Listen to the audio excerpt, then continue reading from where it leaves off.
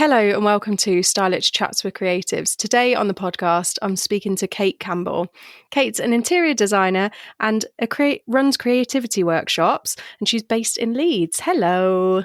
Hello there, Charlotte. How are you? Good. How are you? Yeah, I'm very well, thank you.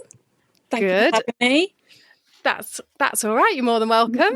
It's nice to speak to another creative who's in a similar world and does a similar job, because we actually met at a studio, right, in Leeds. Yeah, this summer. Yeah, literally.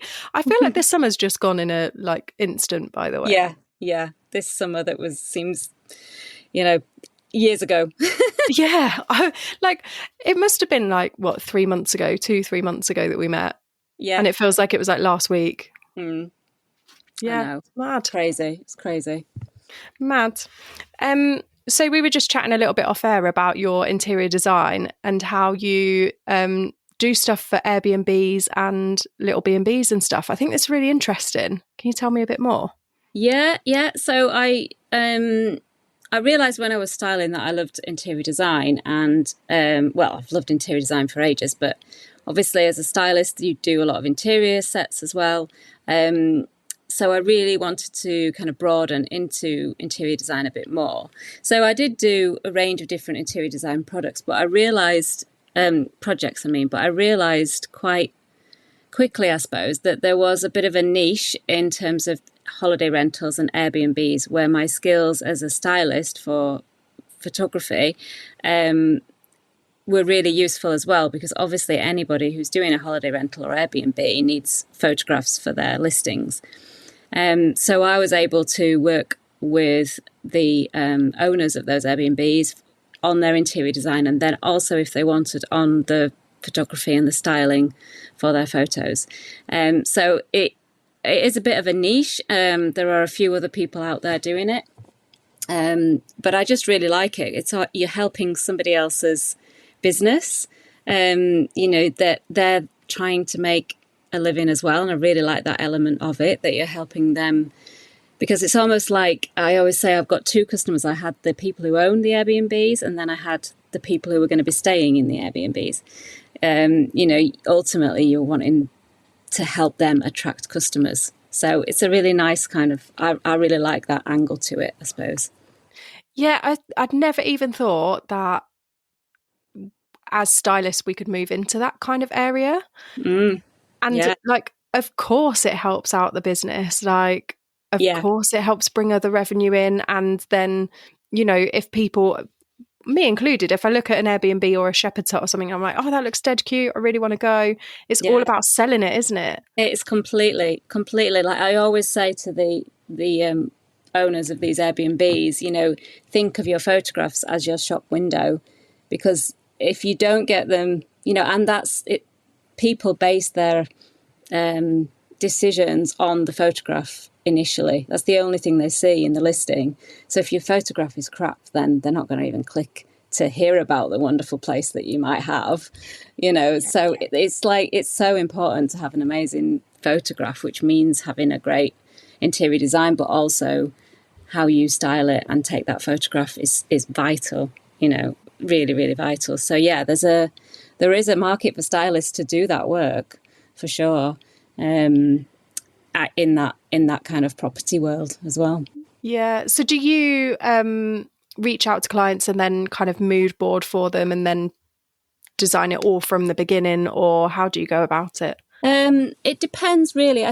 Most of my work has tended to be on the interior design side. I kind of do a design scheme for them and then a spec list. So it will be the entire interior design scheme for the whole property, and a full kind of Excel spreadsheet spec list of the main items and accessories that they'll need. And then I often kind of hand it over at that point to them, because it's a whole other different, very long time consuming job to be part of the implementation phase. And then if they want me to come in again at the end to do the photographs, then I can as well. That's how it tends to work at the moment, really. That's really cool, because I think some people as well get really confused by their own personal taste Yeah. and what sells, because they're two very different things. Yeah, they can be, definitely. I think, you have to think about what the customer wants, the potential guests for them. But I do also say that it has to be, the owners have to love it as well, because they've got to sell it. And, if you haven't got passion for what you're selling, it's going to come across. So there needs to be a balance between what they love and what their ideal customer is going to want. So it's a fine balance sometimes, because like you say, it can be quite different. Yeah. I'm thinking back to my mum and dad had a little house on the Norfolk coast, and they did it really nice. But initially it was very 90s with cane furniture and stuff, because it was sold with all the furniture. And it takes time, doesn't it, to make it look nice. Yeah. And then my mum would be like, I really love all these boats. And she'd love all these boaty bits. And it suited it because it was by the coast. But I wonder if in hindsight, if I'd have gone in and been like, oh, why don't we paint this or paint this? Yeah. Maybe probably. Should have thought differently, But yeah. Seaside properties, I think are really hard not to go down that cliched route of, cheesy boats and beach huts and all of that stuff. It's really tricky. I agree with you, because it's what's there, isn't it? And also people kind of want a bit of a kitsch. Some people want a bit of a kitsch, we're by the seaside. Yeah. Some people do. I think you either go for kitsch or you don't. And then the ones that put a little bit in, I don't know if it quite works. Yeah, I'm with you. So how did you get into interior design? Did you study at uni? Is this something that has evolved for you? It's definitely evolved, yeah. So the interior design came about after the styling, really. Like I said to you before, there's been an overlap in most of my creative endeavours. I was styling, and then I think with styling, the thing that I didn't like was the unpredictability of the jobs you get booked, and the fact that sometimes you think you got a job that week and then suddenly you haven't got a job that week. So I wanted something that was perhaps, meant that didn't happen as much. So interior design seemed a logical step. So I just kind of started putting myself out there, really, and getting projects from people I knew. I did a 6-month placement at a commercial interior design company, which was great. I did start a course, but I started getting work, so I didn't finish the course.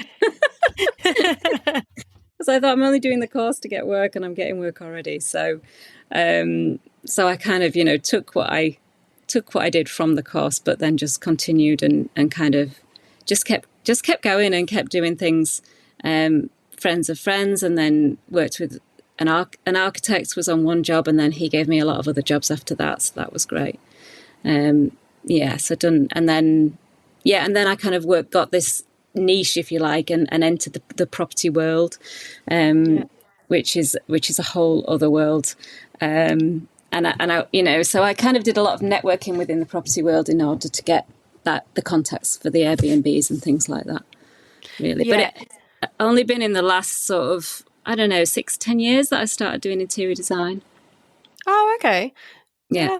So were you a full-time stylist before you started interior design, or freelance? Yeah, I kind of did styling in 2 separate stages. I did a degree in textiles, printed textiles and pattern design. And then after that was when I started doing styling initially. So that was probably back in 2005-06. And that was because my final project for the printed textiles course, I'd always designed patterns with a product in mind. Mm-hmm. And so I made products for my final degree show. And then I took photos of those products and made a little mini catalogue type of thing. So that's where the styling kind of started from. My brother was also a photographer, so I knew about that kind of world. So I did styling. I did styling for maybe about 3 years then. Then I stopped. I had kids then, so I stopped for a while. I started a business doing as a designer maker with my friend. designing patterns and making homewares, and again taking photographs of the homewares as well, and coasters and placemats and bags and all sorts of things. So I had a little business doing that, and then that was just really hard way to make a living. And then I returned to styling at that point. So how many years? This is why my dates, I can't get my dates figured out from what I did when. And then the styling, I did more styling and then went into interior design. So yeah. A nice variety of creative roles, really. Yeah, your dissertation sounds really good as well, like your final project where you've like had in mind the patterns and the products you wanted to make, and I can see how your journey is like dotted together, like you can see how it's threaded along. It's really interesting. That's nice to know, actually, because for me it sometimes seems a bit crazy and the dots don't match, but if they do, then that's good. Yeah, I can definitely see how you've got like to this point, like through lots of like different ways, but you know, it's really interesting because I think especially when I've met another stylist, and you're like, how did you get to that point of styling? Or you know, and everyone's journey's slightly different, right? Definitely. And it's nice to hear, because I actually wanted to do printmaking as well. I did it in college, then went to go and do it at uni, and they were like, meh, it's a craft, people don't want to do it anymore. And this was probably when was I heading into uni? It would have been like 2007, 2008, maybe something like that. And so I was just like, oh, sod it, I don't want to spend, I don't know how much it was back then, if I'm not going to do the thing I want to do. Yeah. What did you end up doing? I didn't go. Oh, right. Okay. Yeah, didn't go. Did like a foundation and then got kicked out of foundation course because I was disturbing people because I was bored. That age-old problem. Yeah, and then just started working. Yeah. But yeah, it's one of them, like, you know, it just wasn't the right time and it wasn't the right thing. And, you know, I think with the printed textiles course that I did, most people literally just went on to design patterns and then you sell the pattern or you design for a company that uses the pattern for whatever. But I always had a 3-dimensional product in mind when I was designing a pattern. So I think I was a bit different to lots of people on that course in that respect, because I couldn't design a pattern without knowing what it was going to be used for. Mm-hmm. I don't know, you know, it's just the way I think. It's just a bit more 3-dimensional, I suppose. Yeah, I can see how you're thinking like that as well. Because for me, if you put like a big, say, for example, I'll just pull it out my backside, but like a big palm tree pattern, like how's that going to look on a sofa? It's going to look different to on a wallpaper, to on curtains, definitely. to on, you know. Yeah, of course. You can't. I don't see how you can not think like that really when you're designing a pattern in terms of scale, literally. It can make placement on a product. You know, if there's a certain feature on a cushion, should it be on the corner rather than a repeat pattern everywhere? You know, so yeah. I mean, I loved that course. It was great, but the little catalogue I made of my products, I ended up winning a New Designers Award down in London, so that was great. Wow, that's cool. Yeah, it was. It was really good, actually. And I had my placemat design made by a company in the Netherlands as well, as a you know, follow on from my degree show. So that was really nice. That's really cool. An age away. Yeah, I know. I forget about that, but you reminded me now. It's so important to remember about those little things that like were quite big at the time, and then like as time goes on, they kind of fade into your journey, don't they? And they're actually like, they're really cool. Yeah, I know. There's I can't find any photographic evidence of it, though. It was so long ago that nobody had a mobile phone to take a little snap of me receiving my award. You'll find it on an old digital camera somewhere in the depths of the loft, you know. It's probably a blessing, to be fair. I think this with like the haircuts I had when I was like 18, 19. Like, I am so pleased that we only had like horrible digital cameras and they're like on some dead Facebook profile somewhere, you know, tucked away. Yeah, yeah. Like, Never to see the light of day. yeah, no one needs to see me with a quiff.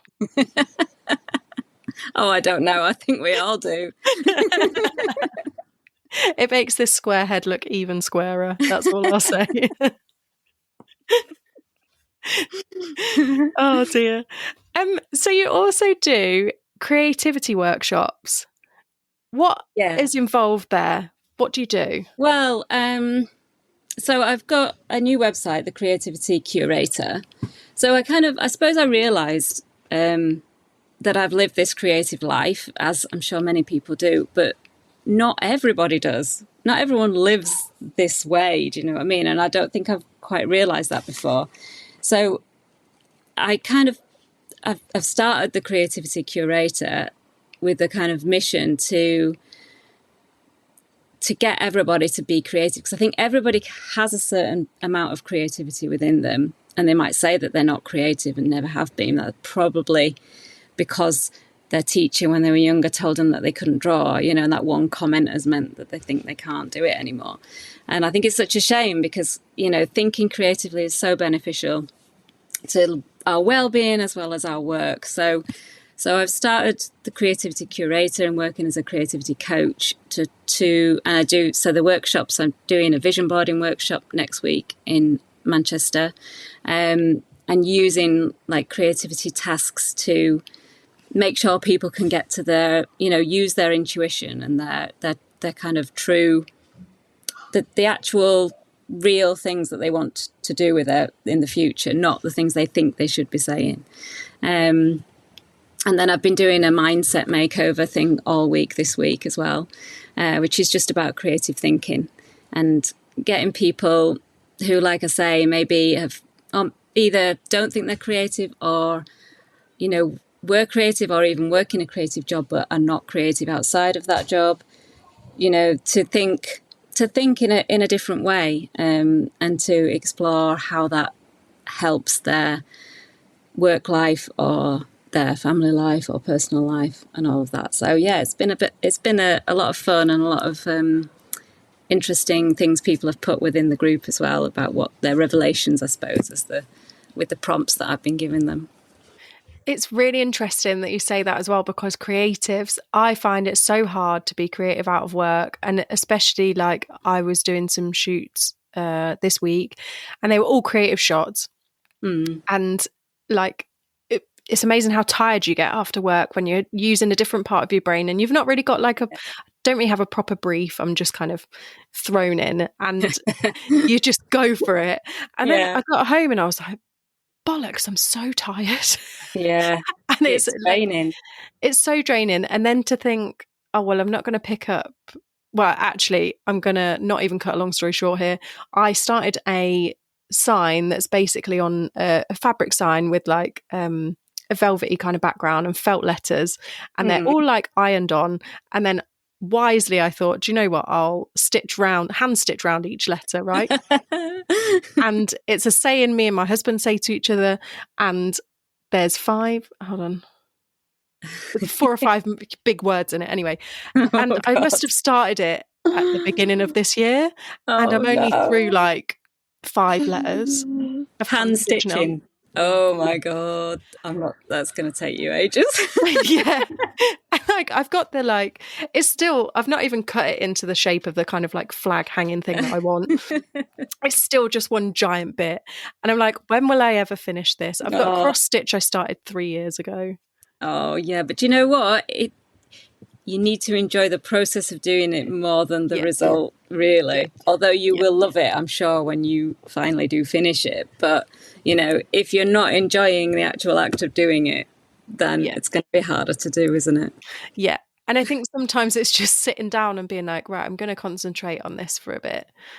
The concentration and just like, and then getting in the rhythm of it. You're like, oh, I've done like 2 letters today. Cool. It's getting in the flow, isn't it? And then time passes so quickly that you wish you had longer to do it. But when you're knackered after a day at work, then it is sometimes hard to do that, isn't it?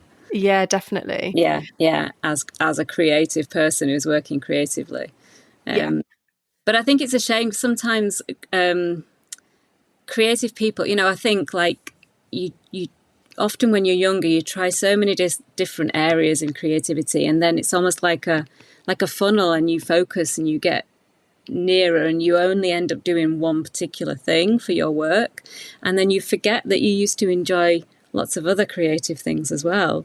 And it's such a shame that there's not that element of creativity in the rest of their lives as well. Yeah, it's a real shame, I think.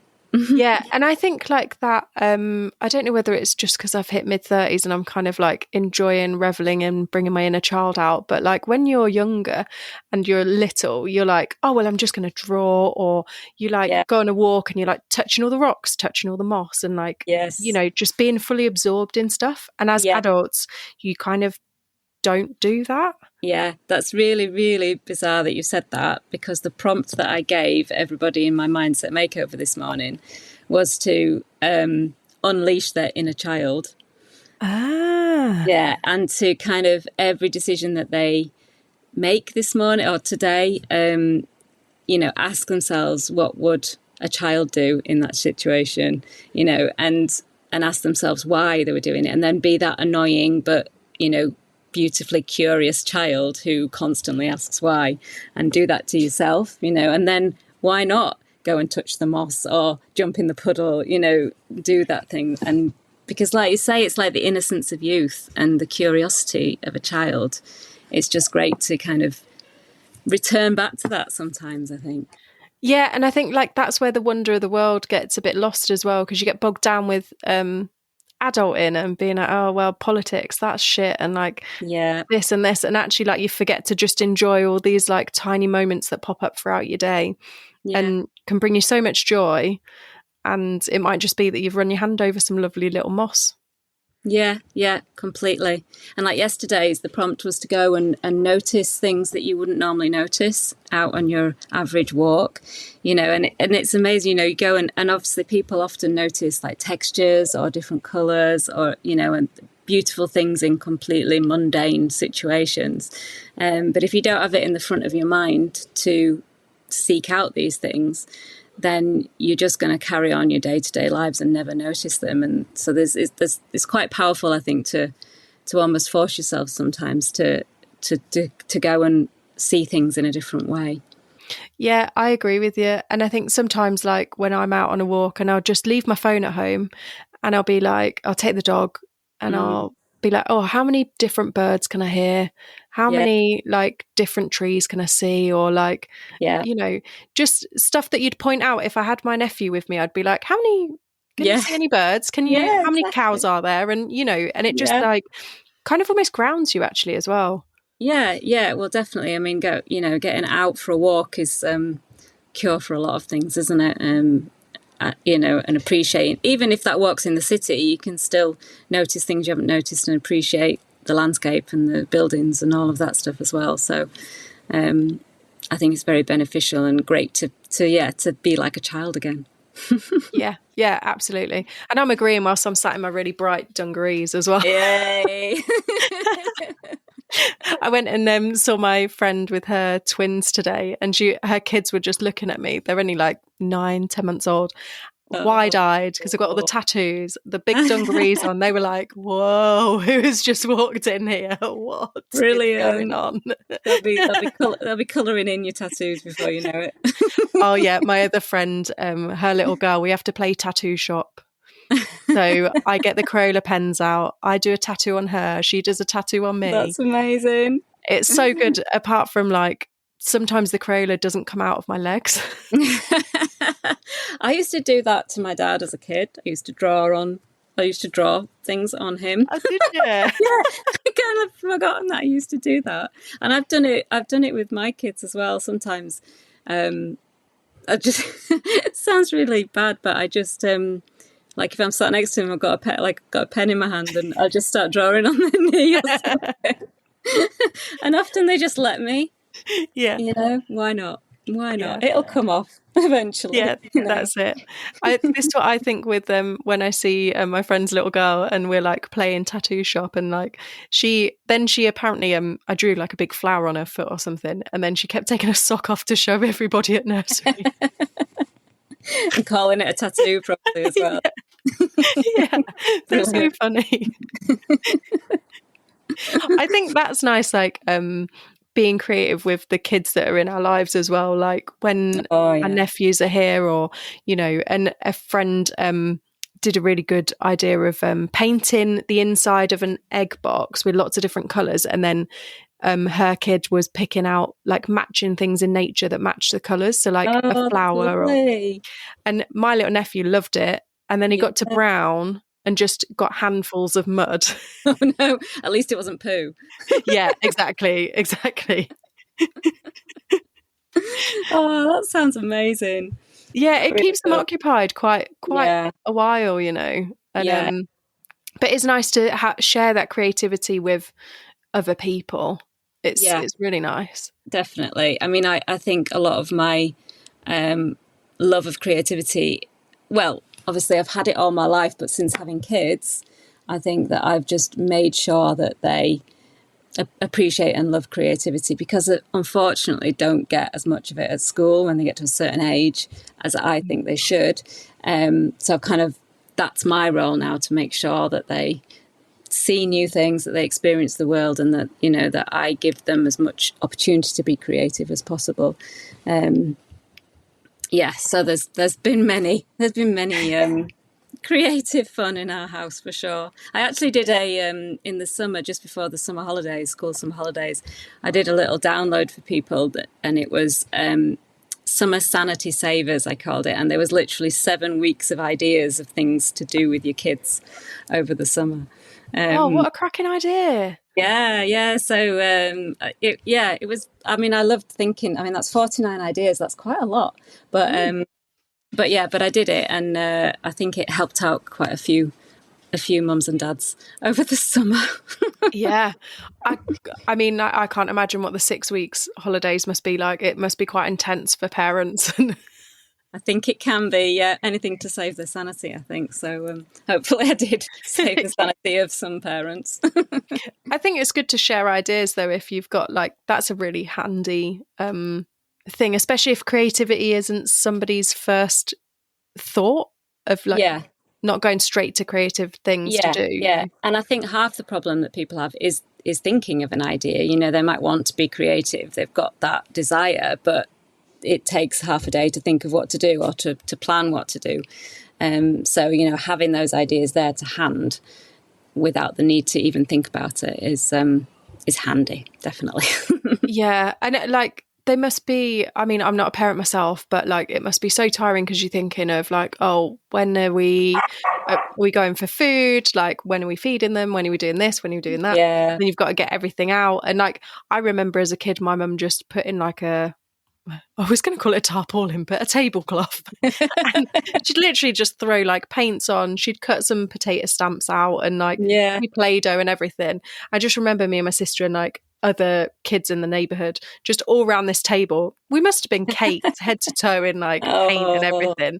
That's brilliant. Just let to play, And but also having the space and time to do that is Yeah, and so many people are scared of getting messy, dirty, and all of that now as well, I think, which is a shame. And we didn't have such great weather to allow the kids to go outside and play with water and stuff, did we, this year? So no, it's been tough, I think. But yeah, but creativity can be a sanity saver, I think, for parents, definitely. Yeah, and it must stop if I'm a bit bored, I go to creative things. Maybe that's just because I'm a creative person, but it almost sets their imaginations going as well, right? Yeah, I mean, it's so beneficial for school as well, to enable that child to sort of experience things. It helps their confidence, in all aspects of life. I think it's amazing skill that children need and adults need, obviously, but the next generation. Innovation is what's required in virtually every single job, and creativity is. I think it's one of the main aspects that employees are looking for, and yet in school it's not prioritized as I think it should be. Yeah. I'm in agreement with you. I'm in agreement with you, because it was a funny thing kind of during the pandemic. We all kind of turned to creative things, and we were watching a lot of telly, listening to a lot of music, looking at artwork, you know, people were producing artwork, and then the government are like, well, we're just going to cut creative stuff. And it's like, literally face palm, like, what are you doing? I know. I have it all the time, the face palm all the time. I think as the kids get into high school as well, it gets even harder to kind of keep that creativity going in them. My daughters are both really creative, so they naturally want to do that. But it's hard, you know, it's difficult for kids and a lot of kids think they're not creative because they've had a teacher tell them they can't draw, you know, and it's like, there's so much more to creativity than just being able to draw accurately. Yeah. We haven't all got to get the fruit in the bowl the right way. Exactly. Yeah. But I think, you know, the more we're aware of this, or the more parents can be creative with their children and know that they can be, then I think that's all that can be done at the moment in terms of helping kids out. Yeah, I agree with you. So we also, before we recorded, you also mentioned that you are doing a course on creative coaching. Could you tell me more about it? Yeah, well, do you mean the membership?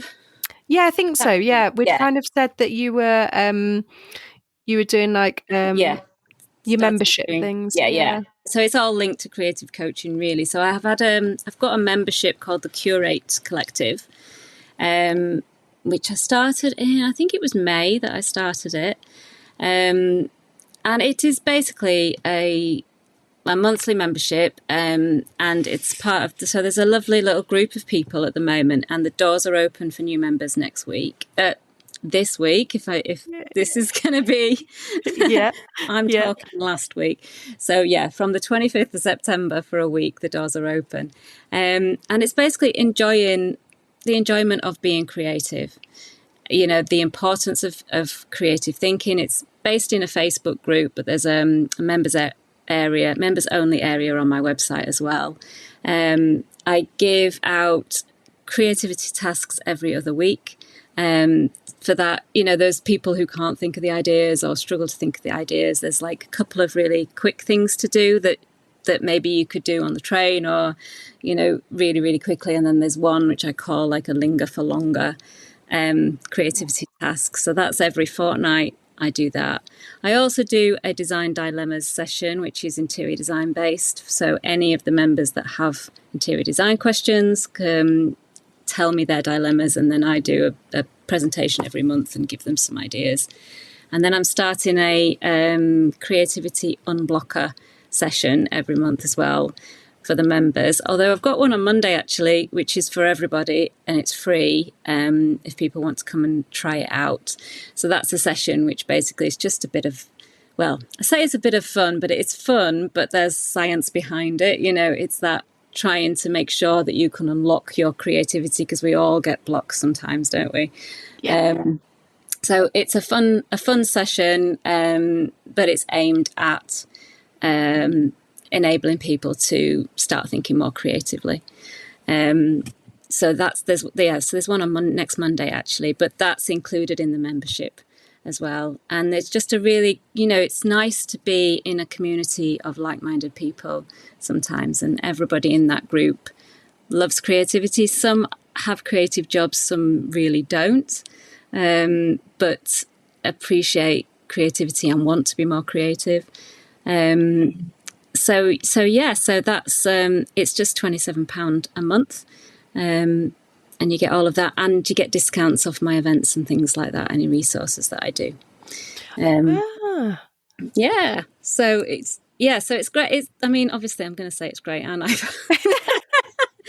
but it really is, and I don't think there's anything out there like that really, because I've got a mixture of people in there, like I say, but everybody is kind of bonded over the fact that we just love creativity, creative thinking, doing creative activities, going, and everyone puts things in the Facebook group and comments on, the tasks that I've given them and things like that. So it's a really nice community to be part of, to be honest. I'm chuffed with it. It sounds so good. And Yeah. also, like, as a creative, sometimes you want somebody, maybe not in your industry even, but just another creative to go like, that idea is absolutely smashing. Yeah. And, Yeah. Completely. it sounds great. And like your like prompts sound really cool as well. It sounds really good. Yeah. Yeah. I mean, the ideas that I come up with are a variety of things, really.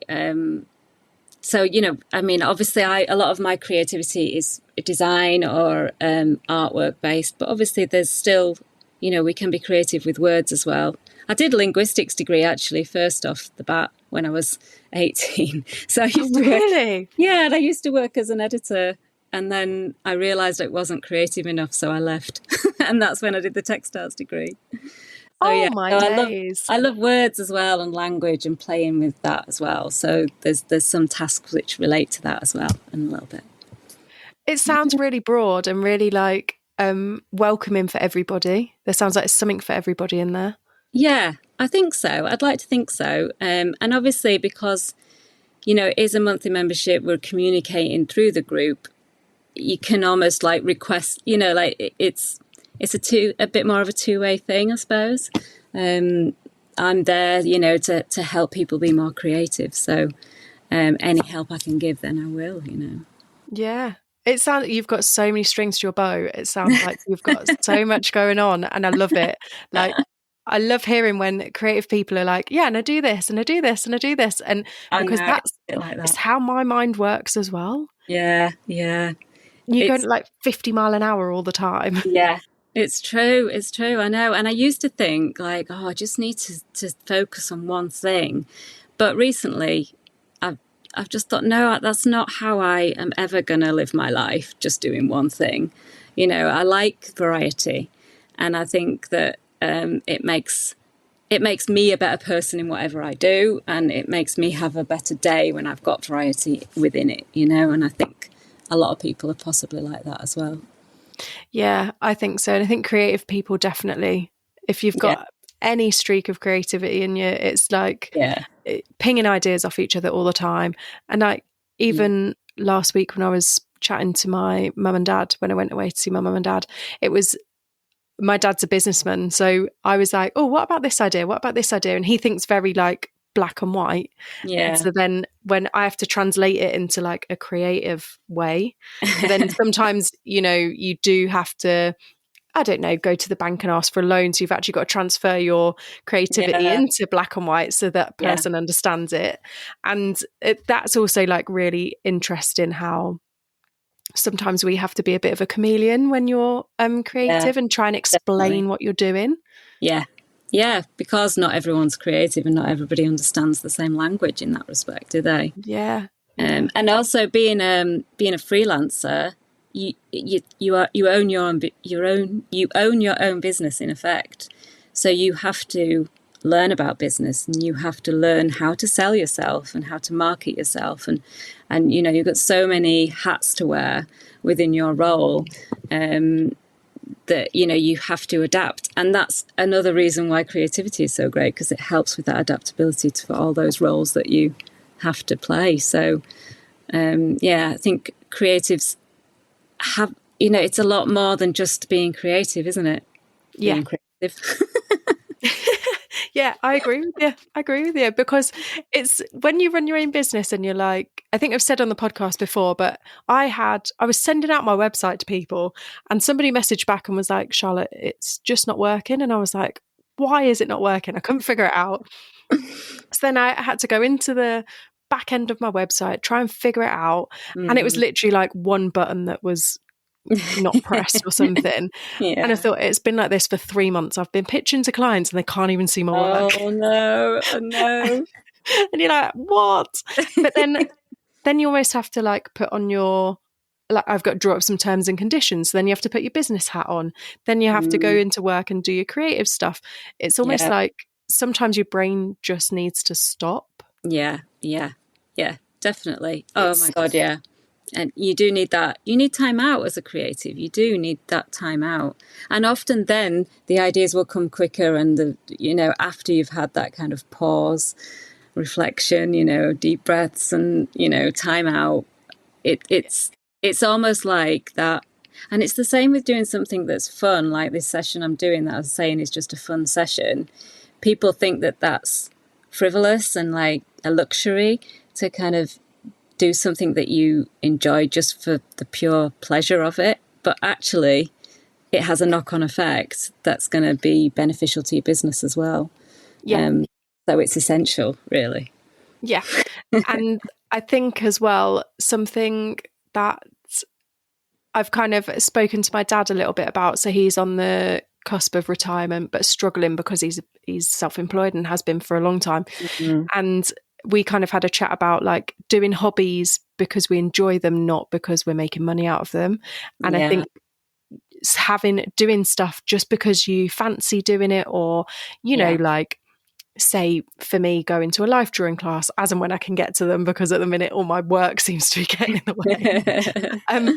But like going and doing stuff because you enjoy it is really important. And I think it becomes more prevalent as you get older as well, because that's where you find communities of people that are similar to you, or you've got things in common with, and it means retirement will probably be a bit easier to kind of transition into. Yeah, and there's been many studies as well that say keeping your brain active by doing creative tasks can just ward off dementia and all of these things. It's like we encourage creativity in really young kids, and then that kind of stops when they get to like junior school, high school, and adult, and then we encourage it again in the elderly because it's so beneficial to them. And it's like, why do we have that gap in the middle where we don't really encourage it?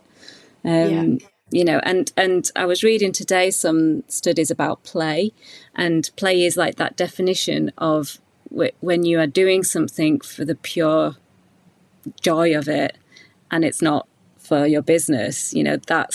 That's the definition of play, and you're not worried about what the result is. You're not putting pressure under yourself to produce something beautiful, and you're not being forced to do it.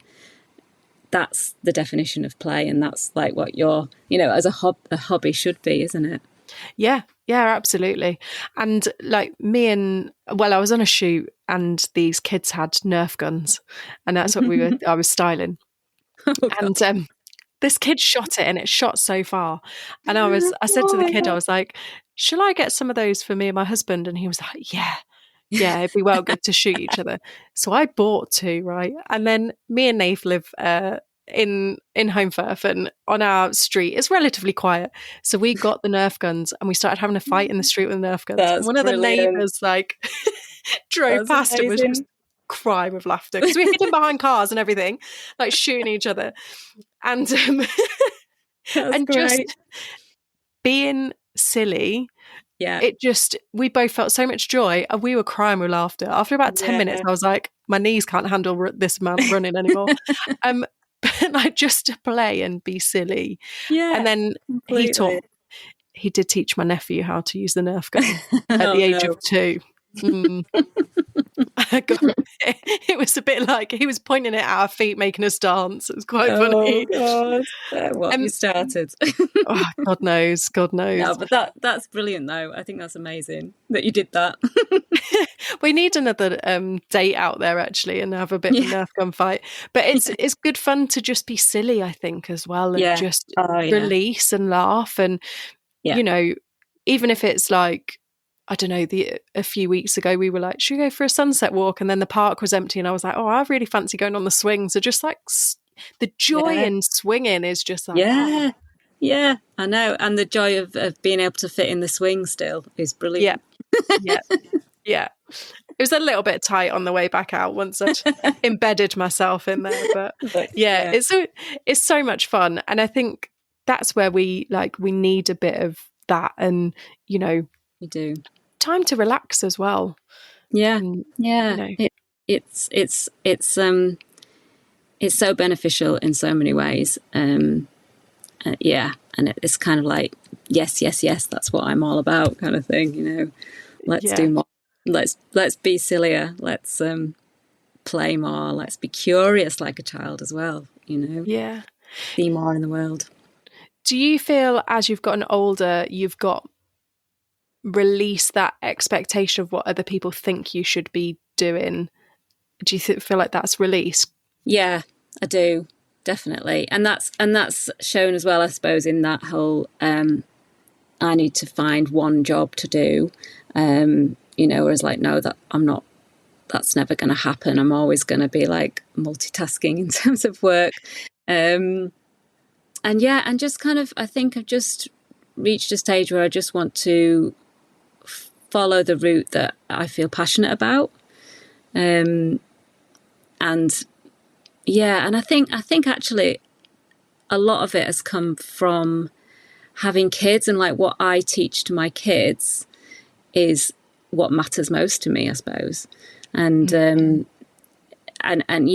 how to live creatively, I think, means that you can have hopefully a far happier life. And if that's what I'm teaching to my kids, that's what I want to teach to everybody, really, or help everybody to do. Yeah.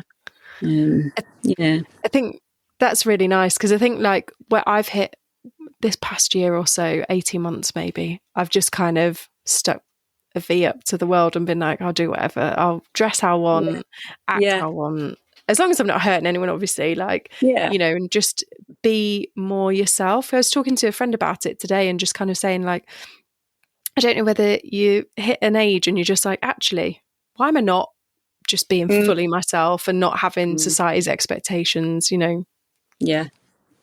Why not? I mean, that's almost like going back to the childlike thing, isn't it? And just not caring what people think, because only the people that matter to you, it should matter their opinion. But anyone else, who cares? Yeah, exactly. Yeah.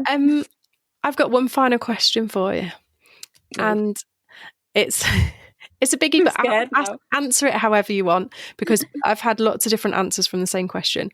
So, what inspires you?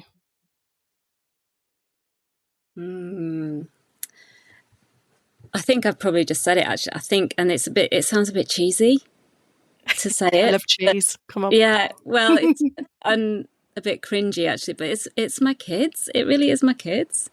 But I suppose when I think back to before I had kids, what inspired me then? I think I've just always, I've just always wanted to enjoy life and not waste it. We only live once. And although, we have responsibilities and we have things that, and I appreciate all of that, but ultimately I'm inspired by the fact that every day is a new day, and try and make the most of it. And that makes me sound like I do that every day, and I don't. Some days I just want to hide and, all of that stuff. But ultimately, I think we just need to enjoy life and aim to do a job that we love. And again, that's what I teach my kids. It always comes back to like what I teach my kids, I think, now. Does that really answer the question? Yeah, I think it does, because it's such a broad question and everybody's inspired by something or somebody different.